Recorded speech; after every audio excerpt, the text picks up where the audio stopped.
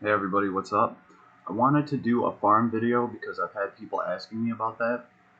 So instead of telling you guys where to farm, I think it's more beneficial to actually talk about a farming setup, like the best farming characters, how to build them.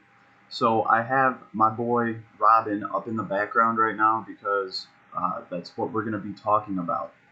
So I feel like a lot of people are putting up a farmer on the friends list, and that farmer just goes out and blows the whole level out because their attack is so high, and you actually don't get to farm anything with that character at all.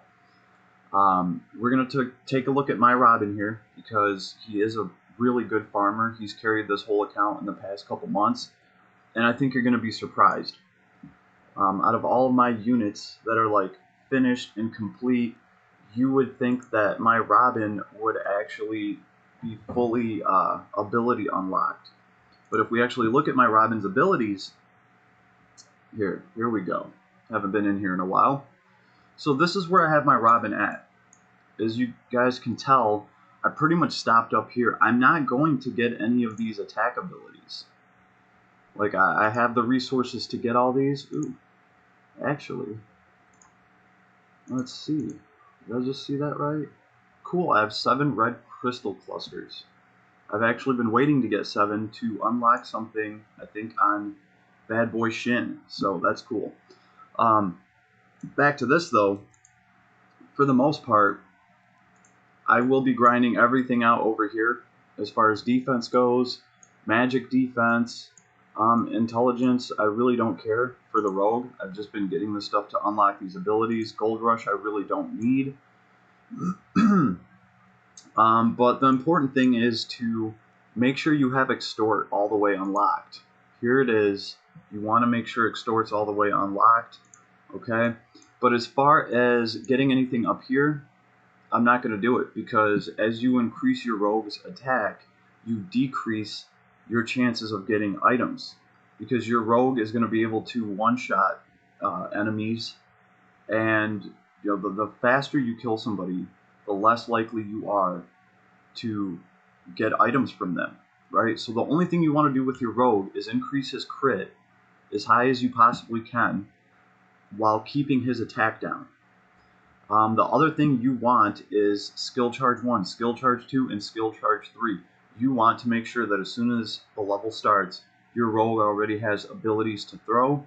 His abilities hit a lot more. They hit a lot more times than his normal attack. So if you can run up on a mob and you can drop your S3, that's going to hit everybody in range like 10 times. You're going to get some crits in there. Hopefully Extort will proc. That is your best bet on getting items. If we actually look at what I have on this guy, notice he doesn't have any attack up. He's got all his crit up. He has illusion to help keep him alive. Of course, we want Proud Force because you want your rogue to be able to sustain himself. More crit up. What is his Pride? What does Pride do? Increase strength at max hit points. We're actually going to take that off of him, right? That was on there on accident. Fast Vitality, that's always great though, just to give him more hit points. No Attribute Shield. This costs 11 SC, but this is going to dampen a lot of the damage that your rogue takes. Yeah, Pulls of Victory, this is great. When defeating an enemy, recovers 10% hit points. You want stuff like that to keep him alive, to keep him in the fight, especially for Nightmare content, right? You want him to be able to increase his SCT so that he can drop his skills that hit multiple enemies, that have a higher crit chance. Anything like Sky High, I don't put that on him because, again, he's going to kill the enemy much faster. We have Surprise Attack. Some of these things, it's kind of like a fine balance. You got to find some of these things like Surprise Attack and Backstab. I'll keep them on because I am running like Nightmare ability gate levels. So you pretty much just want enough offensive abilities on him to be able to get through those levels and just barely kill everything off. If you really want to grind to the max, take Surprise Attack and Backstab off, because I'm telling you right now, you can always offset that by putting a tank into the party, right? If your rogue is getting killed halfway through the run, then just put a tank or two into the party with him, somebody with God Heal. I run Luke Heal. She has healing, she's a good support, but you don't want Luke Heal killing anybody. You want your rogue to actually be able to attack everybody, get as many hits in as possible. Yeah, after you see Extort proc on everybody, then you can go ahead and finish them off. And I typically, I will drop Luke Heal's S3 and just kind of hit everybody. After I see Extort proc a few times and I know I'm not going to get any more out of the enemies, I will just try to finish them off and move on to the next wave. But the skill charge 1, skill charge 2, these are very important for a rogue. And I don't see a lot of rogues that are actually taking full advantage of the skill charge abilities. It's just going to help you farm a lot better. Because typically what I see is people building their rogue to the max. And as far as the ability gate levels, it's not going to help you much, right? Another thing you can do with your rogue, since you're probably going to have SC to spare after you beef him up with the defense and the magic defense, you can always bring things like Giga Blazer, right? When you run into the boss at the very end, if he's killing your rogue too quickly, your rogue can throw Giga Blazer to reduce his strength. You want different. I'm gonna put different. What are they? Like the walls, Thunder Wall, and things like that to help shield him from elements. There's a lot of different options there. This rogue is by no means done at all. He's going to have Holy Wall, Dark Wall, Magic Castle, in case you're fighting a nasty Lich that you're trying to farm out. Your rogue can dampen magic damage taken before that Lich throws that nasty Crimson Flare, right? So you just want your rogue defensively prepared for everything.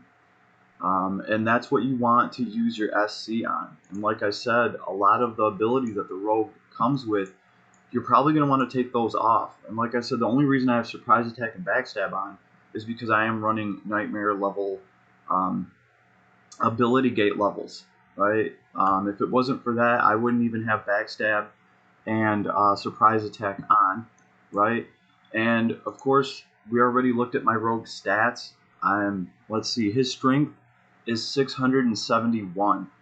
It doesn't really take any more than that, guys, to run ability, Nightmare ability levels to grind out gems. As far as his equipment goes, I have the Star Sword because this increases his crit rate.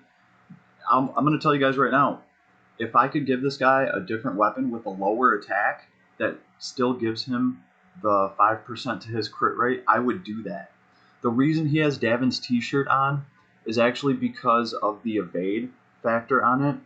Probability of avoiding magic attacks, but then when you fail, you take more damage.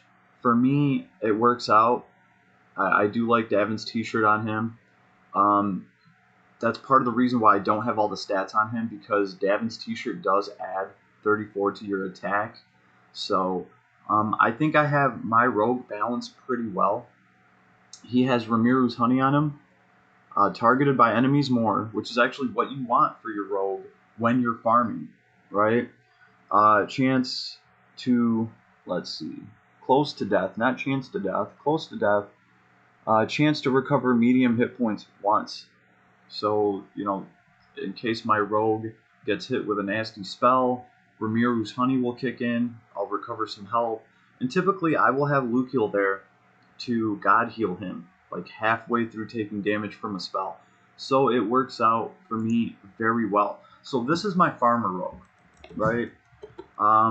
This should give you guys a good idea of how to maximize anything from the ability gate levels, because let's face it, those are the levels that we're farming the most, right?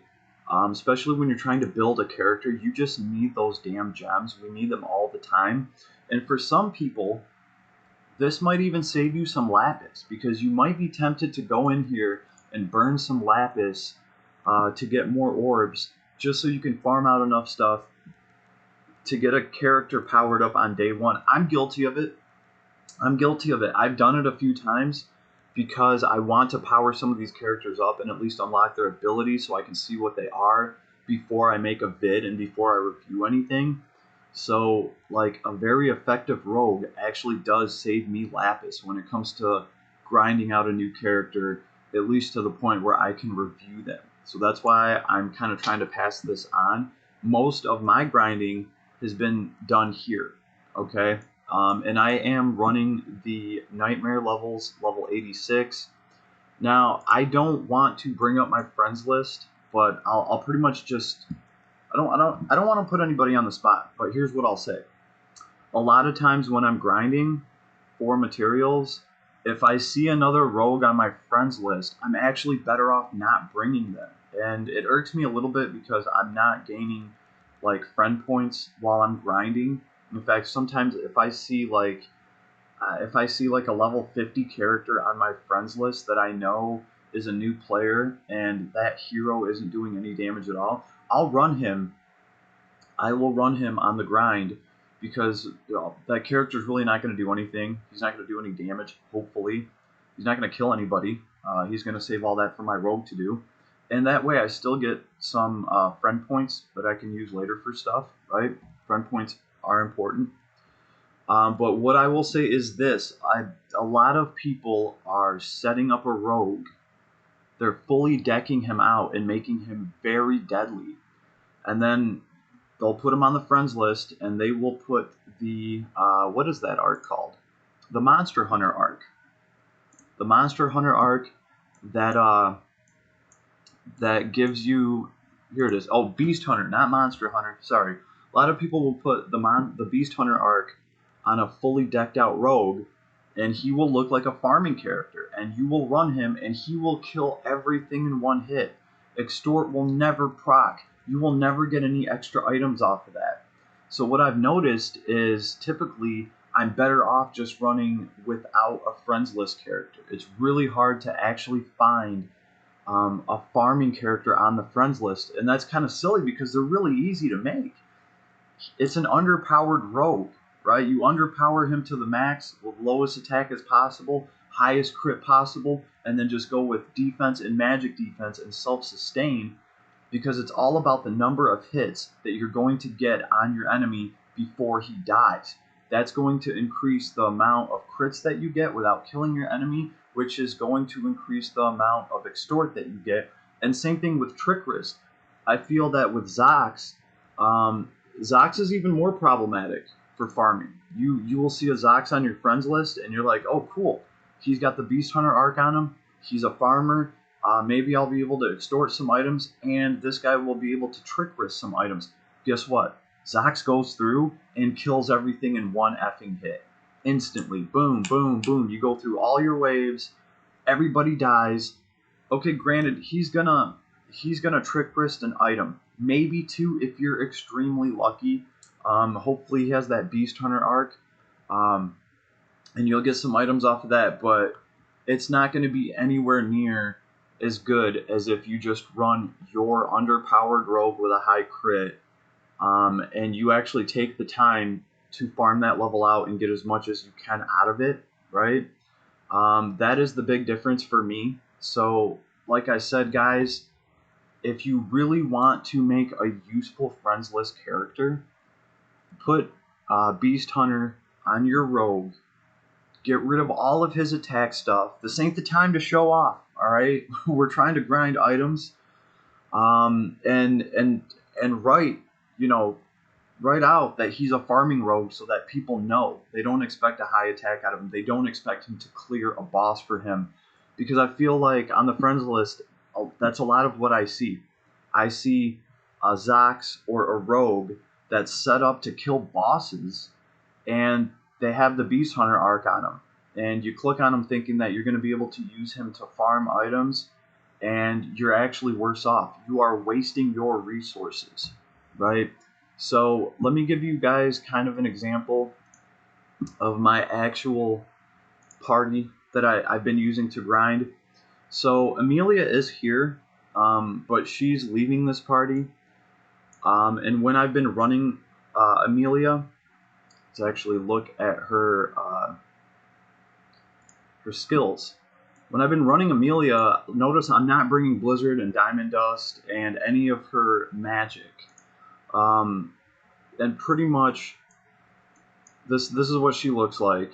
I'm taking her out of the party because she is just too damn dangerous. She's been killing things too quick. So I will probably replace her with just a tank. I will probably put my Roland in here. I will take all of Roland's offensive stats off, so he has no attack to kill anybody. And Roland is pretty much just going to be a meat puppet, right? And that way, when you run into a big group of enemies, Roland's going to aggro some of them so that your rogue only has to deal with a few of them at a time. He can extort on them, and then he can move over to the other enemies.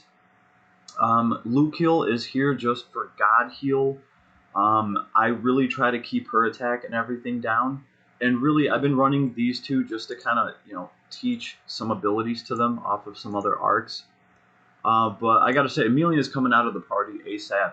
She is just too dangerous. We might as well take a look at her real quick and how she's been coming along.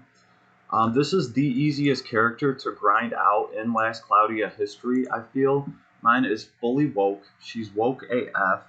I still have some abilities to unlock for her, but she is just so damn potent. She's at 71 or 72 SC already. And it's because right now, every time you run the bonus level, you get 3 of her shards. So she's super easy to power up. I feel like that's the biggest advantage of pulling this girl right now is you can have a fully woke, fully powered up ice mage who will bring the Ice Age. That's how I see Amelia. She's giving Zexus a run for his money, and she should because she's a limited character. So everything's been going well over here. Obviously, I've been able to grind out enough stuff just to get Amelia woke and all that good stuff. So I feel like that was a step in the right direction, Last Cloudia. It's really cool. It gives people incentive to try to pull this character. Well, people have to try to pull this character right now because she's limited. But at least you're giving us the ability to fully deck her out right now if you pull this girl. So that's kind of cool. Like, anybody that pulls this girl does not need to wait to power her up. Just run the event. You will get plenty of stuff. So, okay, I feel like I've shared enough knowledge with you guys today. This is kind of like my farm guide. This is pretty much the best way to farm just about anything. It is a balance, of course. Some people don't want to take the time to actually run the level and farm. They want to auto farm. I'll be honest with you guys, I don't do any of that because it takes so many precious resources to run these maps to try to farm things. I'm trying to get as much as I can out of running a level. On my old account where I had Zox and I had my rogue here, I would run an ability gate level and I would get, sometimes I'd get like 30 or 40 of the big gems.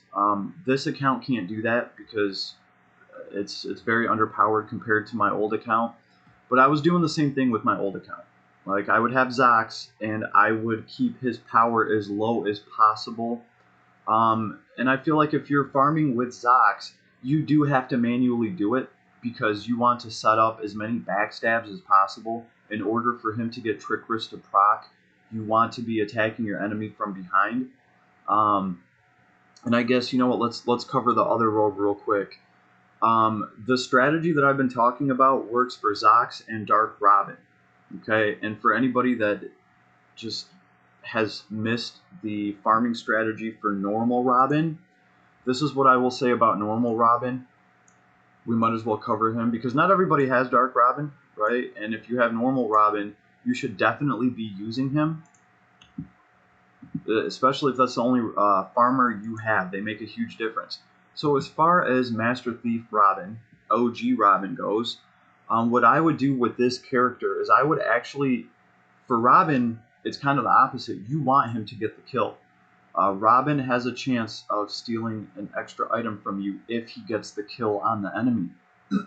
So he kind of breaks the farming rule that I was just talking about for Dark Robin and Zox.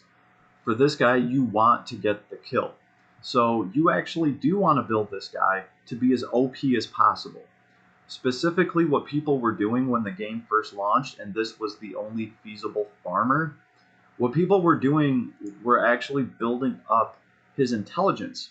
Right? If you build up this guy's intelligence and you throw a spell, he can wipe the whole map instantly. He throws a powerful blizzard and kills everybody. As long as he's the one that killed everybody, you have a chance to get an extra item for every single person he killed. So that is the Master Thief Robin farming strategy. Is you actually want this guy's stats as high as possible. You want him to instantly kill everybody. So guys, leave me a comment. Let me know if you're still using Master Thief Robin to farm. I've heard some people using him to farm because it's faster. You just cast a spell, everyone dies, and bam, you get the items. As opposed to actually using Dark Robin and Zox and having to actually manually go through and try to farm as much stuff out as you can. I do feel like Zox and Dark Robin can probably yield more items, but then again, you have to play to do that. And some people specifically want to auto farm. I personally think off the top of my head that using old school Robin, it'd be easier to auto farm because you can just set him up to cast a spell and be done with it. Again, I don't think your yield is going to be as high, but leave me a comment. Let me know what you're doing. Let's talk about it. But these are my farming strategies. I gotta say, they've worked pretty well, okay? And running these ability gates for me is a big deal. I don't want to waste resources on it. I don't auto farm because I really want to get all the grind that I can get out of those levels. Right, this account is only like 2.5 months old. I don't know. I rolled this account when Roland dropped, so however long ago that was, I've managed to grind out, quite a few characters, at least to the point where I can clear most of what Last Cloudia is throwing at us right now. This has been a lot of work. So my grind strategy is pretty good. It pays off. So like I said, the comments are open though, guys. If I missed anything, let me know. So I'm going to end it at that. And like I said, feel free to comment. Let's talk about this, because if there is a better way to grind, if there's a better way to get resources, I definitely want to know about it too, right? So Mobile Gamers Unite, signing out. Peace, everybody.